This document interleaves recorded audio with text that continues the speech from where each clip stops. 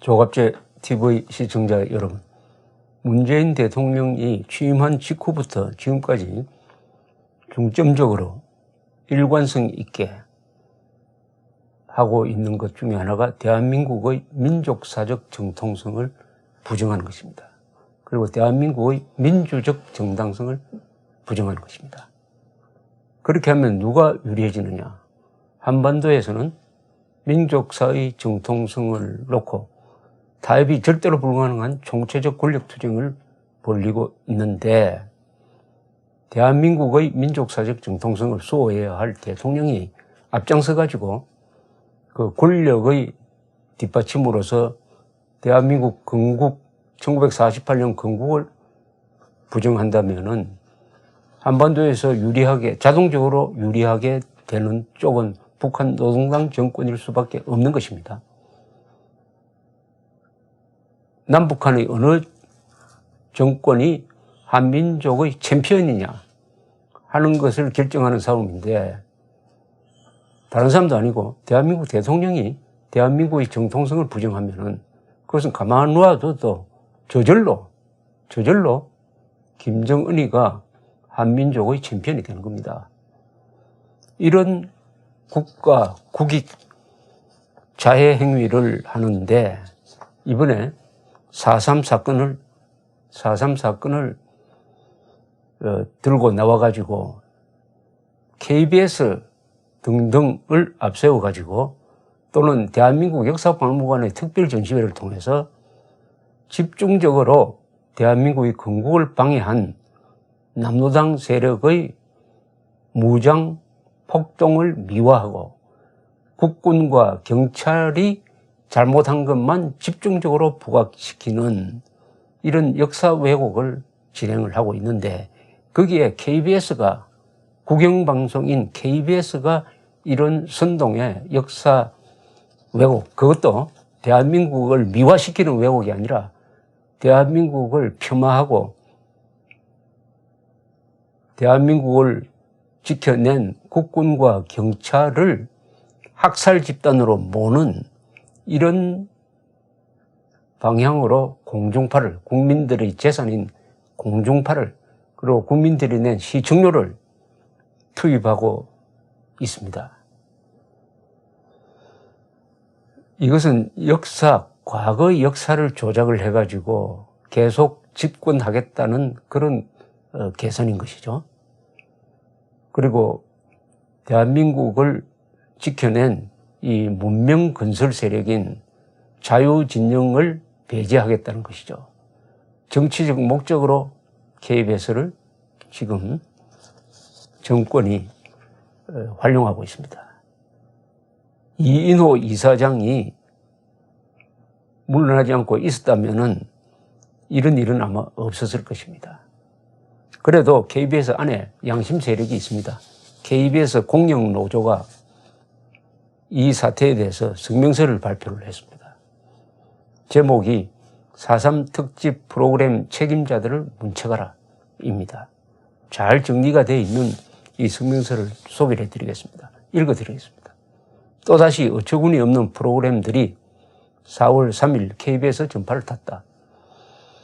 KBS 제주 총국 제작의 제주 4.3 70주년 설민석의 역사특강과 제주 4.3 70주년 특집 다큐 그날이라는 프로그램이다. 제주 4.3 사건의 역사적 본질은 무엇인가? 그것은 남로당이 제주도에서 대한민국 정부 수립을 방해하고 공산 무력 혁명을 시도하다가 우리 정부에 의해 저지된 일이다. 이 사건이 4.3이라고 불리는 것도 1948년 4월 3일 제주 남로당이 새벽을 기해 350명 전후의 무장대를 포함한 약 1,500명의 폭도를 동원해 12개 경찰 지서를 공격하고 경찰 및 경찰 가족, 민족진영 인사에 대한 무차별 살해와 방화를 저지른 사건으로 시작되었기 때문이다. 4.3 투쟁의 사령관 노릇을 했던 김달삼은 그해 8월 북한이 주도하는 해주 인민대표자 대회에 참석해 제주도에서의 업적을 인정받아 주석단 일원으로 뽑혔다. 대한민국 정부가 군경을 동원해 이들 세력을 일소하는 데는 그로부터 6년여의 세월이 필요했다. 그 과정에서 현재의 많은 민간인들이 군경과 반란 세력 사이에서 피해를 입었다. 다시 말해 4.3 사건은 해방 후 대한민국 건국을 파탄내려고 공산주의자들이 일으킨 반란의 시초이며 사건의 핵심 분자들은 남로당원들이었다. 만약 그때 그들의 반역적 기도가 성공했다면 오늘날 대한민국은 없을 것이다. 그러므로 지금 대한민국의 국민으로 살고 있는 사람이라면 우선은 당시 공산주의자들이 일으켰던 반국가 책동을 기억하고 그에 대해 분개하는 마음을 가져야 한다. 그리고 나서 그 진압 과정에서 생긴 무고한 희생을 살펴도 늦지 않을 것이다.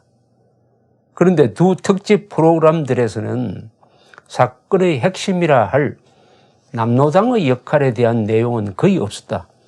오히려 4월 3일 사건을 봉기라는 긍정적 어휘를 사용하여 두루 뭉술이 넘어갔다. 대신 민간인들의 희생만 집요하게 강조했다.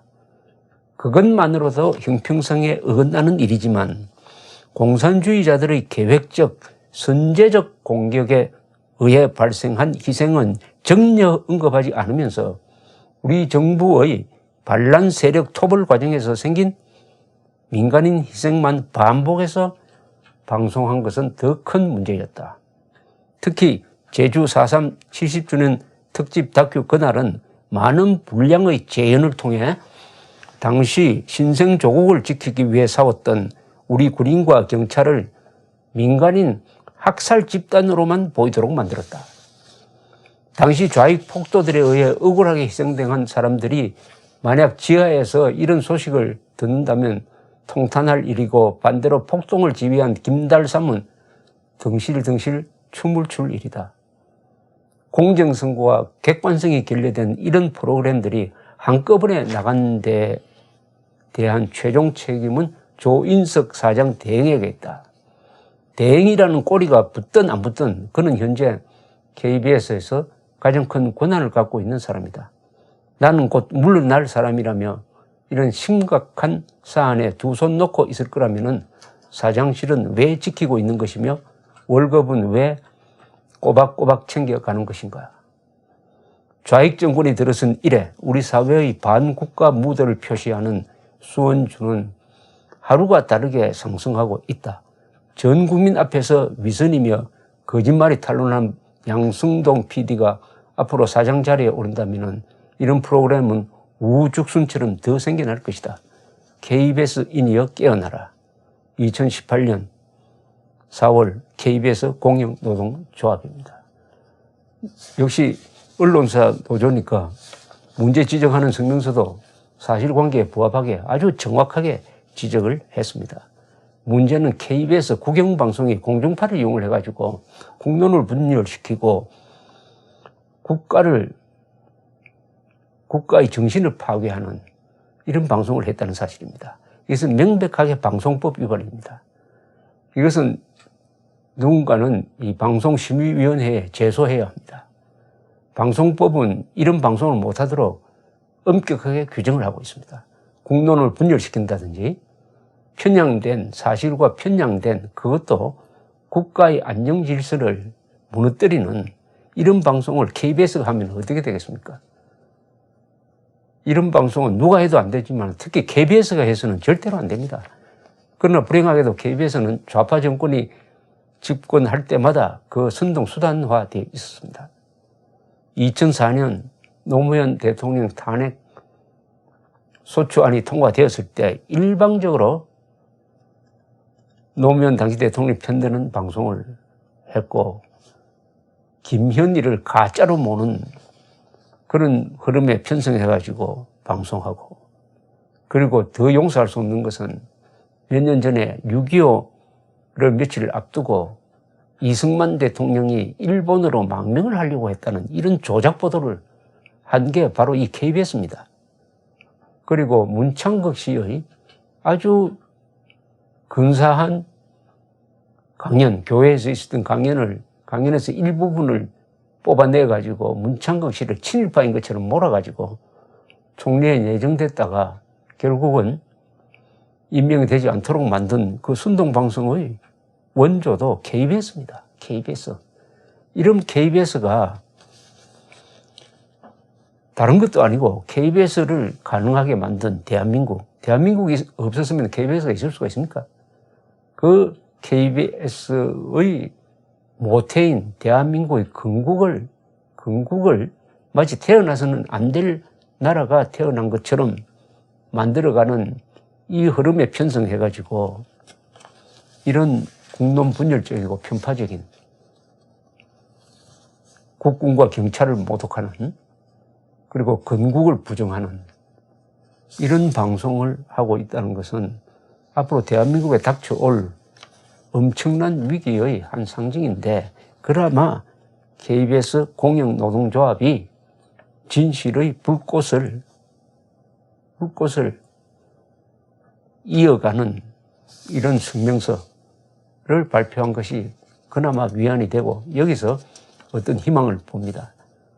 결국 남북한 대결의 본질, 그리고 이 자유진영과 공산주의 진영, 계급투쟁론자들과 국민주권론자들의 대결의 핵심은 진실과 거짓말의 대결입니다. 진실과 거짓말의 대결이에요. 진실을 지켜가면은 결국은 이기게 돼 있습니다. 그러나 진실을 지키는 행동은 원래 작은 데서 출발합니다. 작은 데서. 그러면 진실은 커지게 되어 있는 것입니다. KBS 공영노동조합의 노력에 경의를 표합니다. 감사합니다.